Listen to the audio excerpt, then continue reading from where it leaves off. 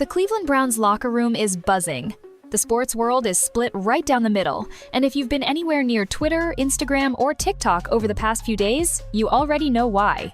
Shedeur Sanders, Coach Prime's son, college football phenom, and now rookie quarterback for the Cleveland Browns just got hit with the kind of plot twist that could have ended his preseason hype in an instant.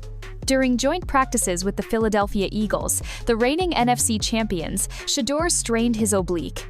And in the blink of an eye, the conversation flipped from, "Is this kid ready to take over?" to, "See?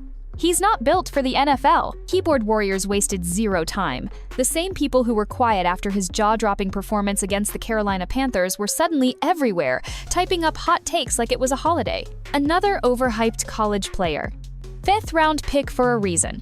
Guess we can stop pretending now. But then, something unexpected happened. Stephen A. Smith. Yes, that Stephen A., the king of hot takes on ESPN's First Take, stepped in and did something nobody saw coming. He defended Shedeur. Not in a casual, give the kid a break kind of way. This was a full-throttle, passionate, stand-on-the-table defense that stopped the internet mid-scroll. And here's the twist that's got everybody talking. Stephen A. didn't just defend Shedeur's talent. He suggested this injury might actually be the best thing that could have happened to him. Now, let's just pause for a second. Think about how rare this is. An analyst like Stephen A., who has built his career on being blunt, calling out players, and never sugarcoating reality, turns around and says, "This might be a blessing in disguise." On the surface, it sounds ridiculous. How could getting sidelined before a huge preseason game possibly be good, especially when you were just coming off one of the most impressive rookie performances of the week? But the more you dig into it, the more this starts to make sense. And the more it becomes clear that Stephen A. might actually be right. See, here's the reality. Before the injury, Shedeur was riding a massive wave of momentum. The Browns were set to face the Eagles in a high-profile preseason matchup, a game that could have given Shedeur the chance to prove his Carolina Panthers performance wasn't a fluke. Even if he was going against second- or third-string defenders, another big showing could have had his name splashed across every sports headline in America. But there's a flip side to that kind of momentum. Too much hype, too soon, can be deadly, especially for a rookie quarterback stepping into one of the toughest early season schedules in the league. And that's where this blessing in disguise theory starts to get interesting. Because here's what Stephen A. and the other analysts are hinting at. Maybe this injury is actually protecting Shedeur from getting thrown into a situation that could crush his confidence before it even has a chance to grow. Think about it. The Browns opened the season with a manageable Week 1 against Cincinnati, and then it's straight into a gauntlet of playoff teams Baltimore, Green Bay, Detroit, Minnesota, and Pittsburgh. That's a murderer's row for any quarterback, let alone a rookie fifth-round pick. If Shedeur had lit up the Eagles this weekend, the calls for him to start Week 1 would have been deafening. And if he got thrown into that 5-game stretch too early, even the most talented rookie could have been left battered physically and mentally. Instead, the injury forces the Browns to slow things down. Joe Flacco, the veteran, will handle the brutal early part of the season. Shedeur gets more time to learn, prepare, and pick his moment. And when that moment comes, the schedule will be lighter, the fans will be hungry for change, and the stage will be perfectly set. That's the case Stephen A. is making, and whether you agree with him or not, you can't deny. It's a fascinating way to look at this situation. And in just a minute, we're going to break down exactly why this moment, as frustrating as it might feel right now, could be the turning point in Shedeur Sanders' NFL career. To understand the buzz surrounding Shedeur Sanders and why his appearance on the Pat McAfee show became such a big deal, you first have to rewind the tape a little. We need to step back and look at the momentum this young quarterback has been building, not just this season, but over the past year. Coming into the season, Shedeur wasn't just another college football player. He was already carrying the weight of expectation on his shoulders. The son of NFL Hall of Famer Deion Primetime Sanders, Shedeur had a name that was instantly recognizable. But here's the thing about having a famous last name. It opens doors, but it also puts you under a microscope. Every play, every throw, every decision on the field, all of it gets dissected and magnified. And Shedeur knew that if he was going to step out of his father's shadow, he needed to prove himself on his own merit. Then came that dominant performance that had everyone talking.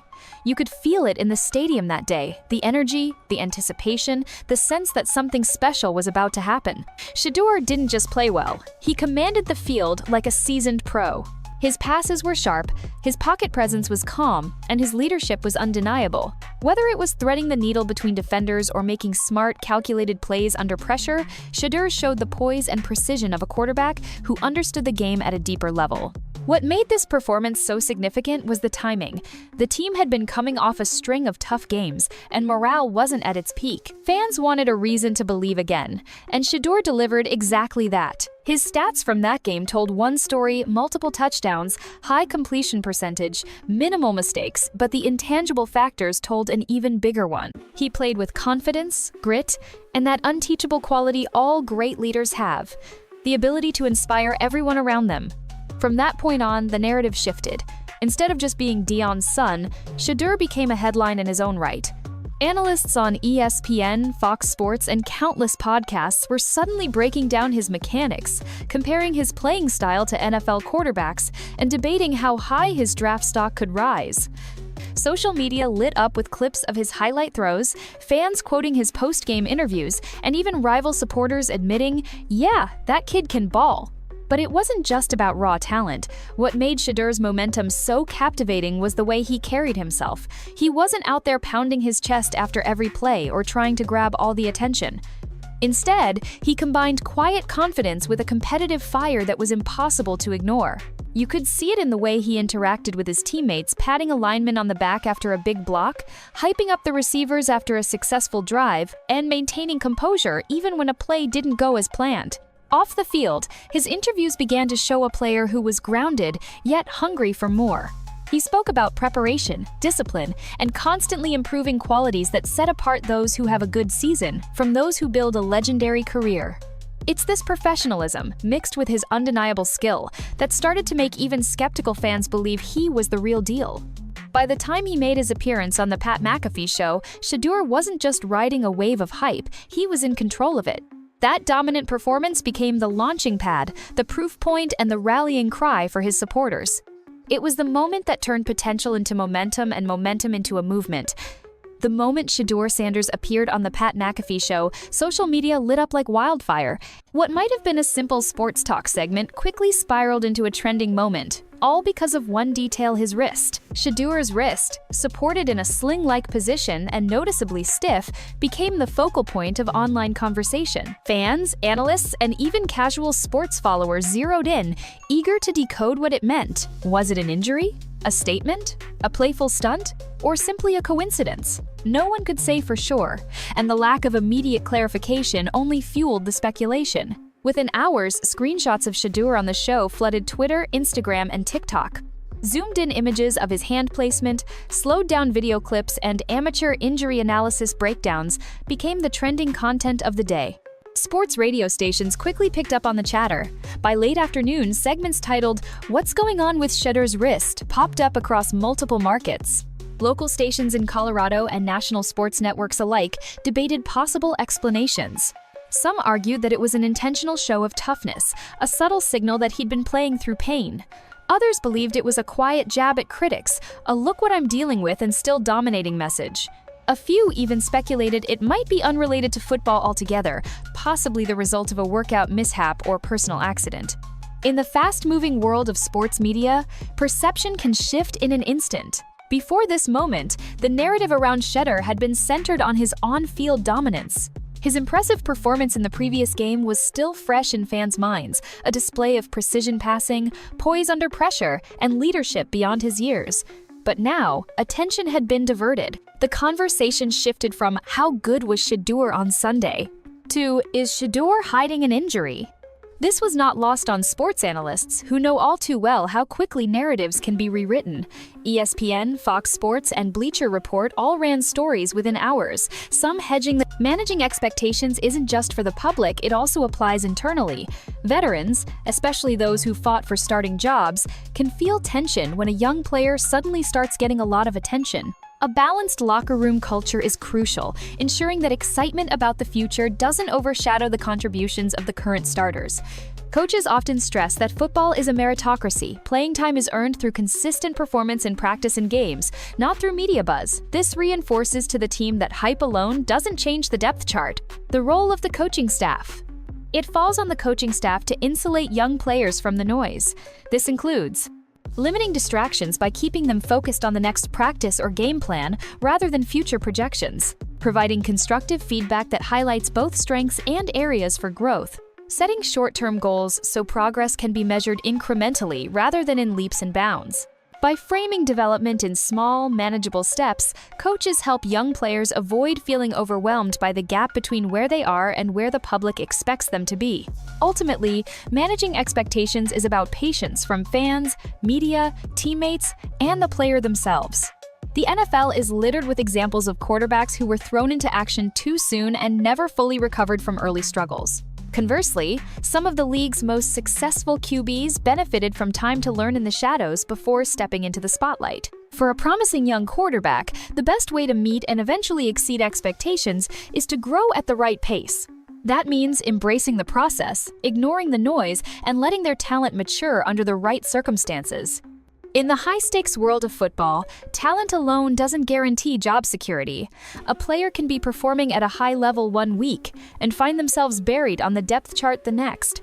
This reality is not only shaped by on-field performance, but also by the intricate and sometimes frustrating politics that govern roster decisions. For players on the fringe of the starting lineup, every snap is a double-edged sword. A good performance can push them up the depth chart, but one mistake, a missed block, a dropped pass, or a blown coverage can undo weeks of hard work. Coaches may talk about competition and earning your spot, but the truth is that once a depth chart is set, it's often resistant to change unless injuries or dramatic performances force the issue. A quarterback, for example, could deliver an impressive preseason outing, but still remain QB3 or QB4 because the staff has already invested years of development into others ahead of him. Job security is often tied to how much a team has invested in a player, whether in draft capital, contract value, or public commitment. That means a late-round pick or undrafted player has to work exponentially harder to displace someone the team has more at stake in.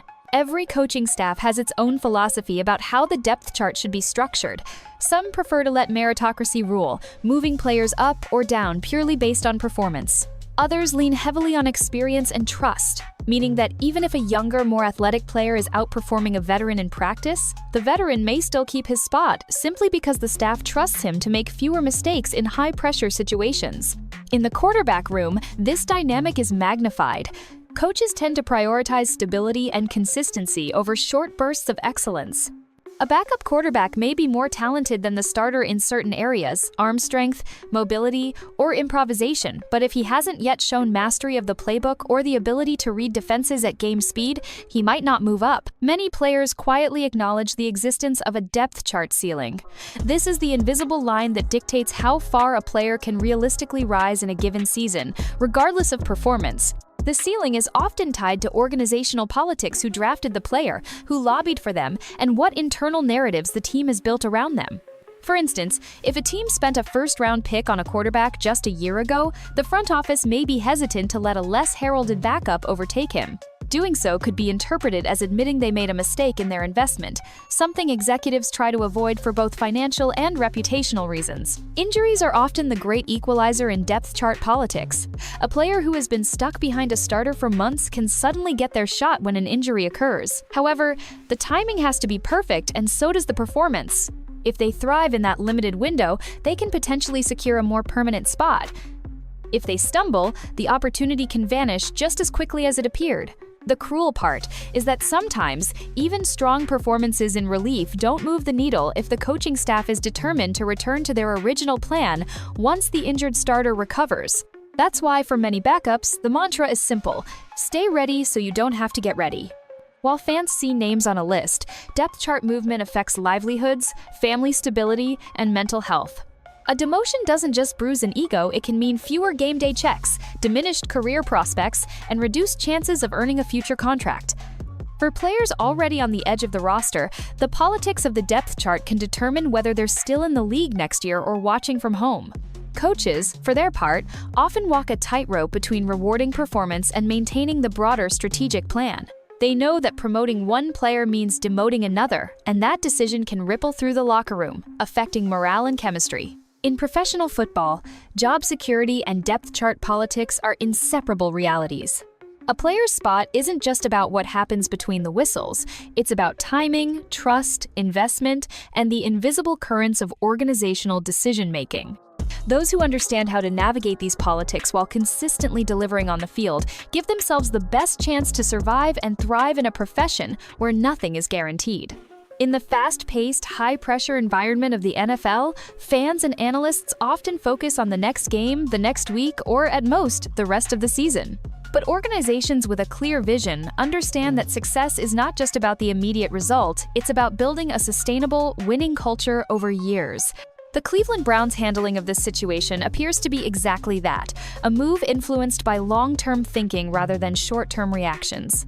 One of the key elements in the Browns' approach is player development away from the public eye. In professional football, the gap between practice reps and live game reps is massive. The Browns may see greater value in allowing certain players, particularly those lower on the depth chart, to refine their skills in a controlled environment without being prematurely thrown into high-pressure scenarios. This protects them from potentially damaging, confidence-shaking performances and allows coaching staff to correct mistakes before they matter in the win-loss column. For quarterbacks and other high-impact positions, the mental side of development is as crucial as the physical. The Browns may be giving players more time in the film room, more one-on-one work with position coaches, and targeted reps in specific situations. By doing this, they can shape them into more complete, adaptable athletes who will be ready to contribute at a high level in the future. NFL teams also think about asset management. If a player is still considered raw or inconsistent, giving them more live action can either boost or hurt their trade value. A string of poor performances could make the rest of the league view them as a risky bet. The Browns may believe it's smarter to limit game tape until the player is fully prepared, maintaining an aura of potential. This way, whether they choose to keep the player long-term or use them as part of a future trade, they retain leverage. It's a chess move, not checkers. Every appearance affects how other teams, agents, and media perceive that player's trajectory. The Browns also have to think about succession planning. NFL rosters are volatile due to injuries, contract negotiations, and free agency moves. By carefully structuring who plays when, they can prepare a reliable bench for the years ahead. That means ensuring backups are truly capable starters if needed, not just in emergency situations, but in a sustainable season-long capacity. Even if a player looks ready now, rushing them into the starting role could cause wear and tear or expose flaws that could be addressed with another year of development. Instead, Cleveland may be playing the long game to ensure when they do step in, they're fully ready to seize the role for years. Long-term planning in the NFL is deeply tied to salary cap management. Once a young player becomes a starter and excels, their market value skyrockets. The Browns' front office might be timing playing opportunities to align with contract windows, maximizing their control over negotiations and ensuring they can manage the cap without being forced into expensive extensions prematurely.